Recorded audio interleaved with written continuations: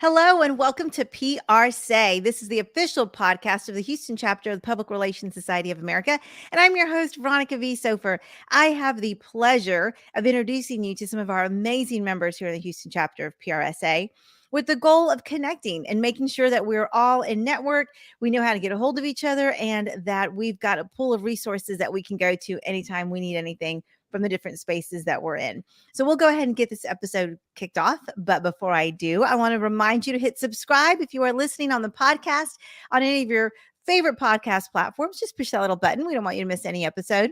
And if you are watching on Facebook or YouTube, drop us some comments and my guest and I will be sure to connect with you. So with that, we will go ahead and bring on our guest today. We have Ann Hedrich joining us. Thank you so much, Ann, for being on PRSA. And tell us a little bit about yourself. Great. Thanks, Veronica. It's a pleasure to be here. I would like to tell you how long I've been a member of PRSA, but I cannot. It's been years and years and years. But I've had all of my communication career here in the Houston area. I've been in the communication field since the 90's. So my gosh, that's more than 30 years ago. And the vast majority of that has been in the energy industry. I just recently made a switch to the defense industry. My home office is in Fort Worth. I work remote from home, as you can see in the background. Yes. But yeah, that's so exciting. How do you make the transition from energy to defense? Is that like a natural kind of no. organic move, or was it? How does that work? It was harder than I thought. I mean, the energy industry is pretty complicated. It's very complex, Right. right? Right. But also, when you're in the communications field, you'll find that there are some industries where you're under a constant barrage of negativity and bad press, and difficulty, trying to get the message across that you're in such a critical industry. And the same is true for the defense industry. So that part's not new, but it was daunting, still is daunting, to learn a complete new industry.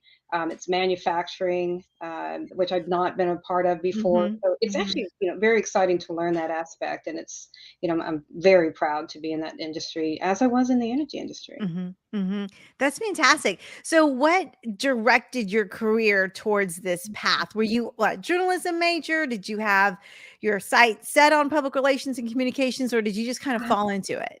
I started as a journalism major, and at the time, I was working full time, going to college part time, and I ended up in a position that one of those that changes your entire life path. I ended up in the public affairs department of Mitchell Energy and Development Corp many years ago, and that's where I was introduced to the communications field and loved it. But I also found that, and this, remember, 30 years ago, that a niche that I was pretty qualified for, and that was getting into intranets, extranets. So I switched my degree actually from journalism over to computer science and Oh, got a degree. I know, kind of a crazy, a jungle gym, if you will, yeah. career path there. So I ended up getting that niche of digital communications and started my career actually building websites, not just the websites, but the content for them as well. And so that's how I got my start in corporate communications, found my way into brand, found my way then into internal employee communications, executive communications. And that's where I found my passion. And I've been in that field for probably the last 8 years. Mhm. Wow, that's so exciting. And so as a member and you've seen over the years how our chapter has grown, what are Yeah. some of the trends or cycles that you have seen in our space, especially in our community? Because for a long time, the Houston chapter was very energy focused, and Yeah. then I know we've grown into different spaces, and just our community as a whole has diversified for our economy's sake. What are some of the trends that you have seen as a member? Well, Houston in particular has got a very vibrant industry. We're an amalgamation of just about everything. It's not just energy anymore. It's not just medical anymore. Oh my gosh, what isn't it these days? Right. Love Houston for that variety, because you never know what's going to be here, right? We're still growing Mhm. as a town. We're still expanding, and we're still diversifying. But I think, trend wise, just when you think about where we are in the 20's, and I've coined this. We're now in the roaring 20s, right? Right, But right. before, maybe 100 years ago, but this is so different now in what we're going through right now as a nation, and definitely in the communication field. So what we started the 20s off with the pandemic, social unrest. We've seen the rise of employee values, of DE&I. We've seen the rise and maybe the fall of ESG. We've seen inflation and a looming recession. We've seen supply chain disruptions, political division, layoffs.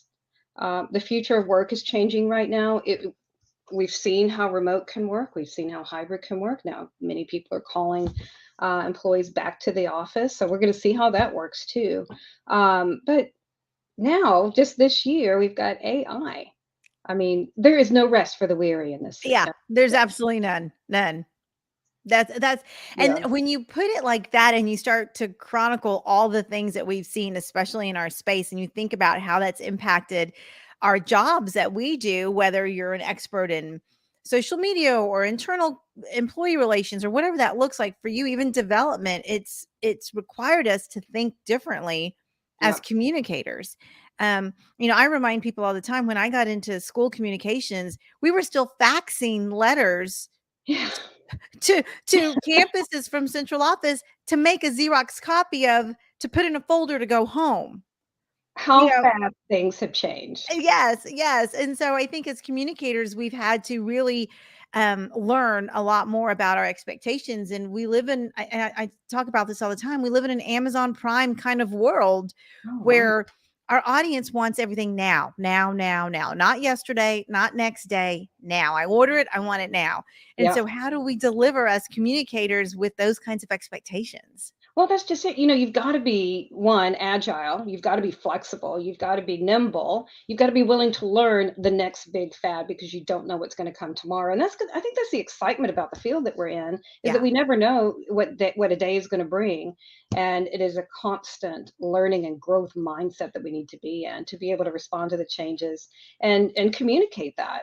I think as communicators, we are put in a position to where it is expected that we know about these topics. It's expected that we're plugged in, and it's daunting a little bit, but like I said, it's also exciting. Yeah, no, it absolutely is, and that's a great way to think about it because there's lots of opportunities, and we never know where we're going to be from one job to the next. And so, being agile, like you said, and making sure our networks are genuine and authentic are going to really help us be Yeah. able to weather all of those kinds of situations. Yeah, absolutely. And that's a Hmm. key point there, with our networks. Over the years, I've learned how important it is to maintain those, right? To Hmm. maintain those friendships, not just in your own industry, but outside. And I think that's the value of PRSA and the IABCs and the AMAs, whatever organization you get involved in. I mean, I think that's the glory is being able to connect with one another, learn from one another,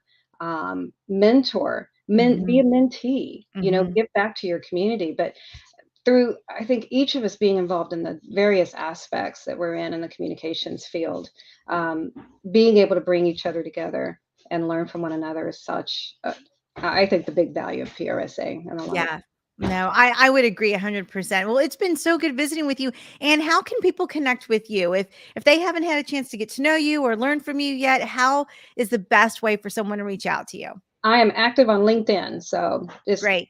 send me a connection, Ann Hedrich on LinkedIn. That sounds great. And we'll make sure that that link is in the show notes. And it's been so good visiting with you. I enjoyed our conversation today. Likewise. Thanks for having me, Veronica. Appreciate it. You bet. You bet. All right, everybody, make sure you connect with Ann. She is going to be able to give you lots of resources, tips, experiences. The whole idea of being a mentee and a mentor in this organization is exactly what we all need to be focusing on because it's so important to stay connected as a group. So with that, we're going to wrap up this episode of PRSay. If you are listening on the podcast, make sure you hit subscribe. If you are watching us on YouTube or Facebook, drop us some comments and Ann and I will be sure to connect with you. And we will see you next time.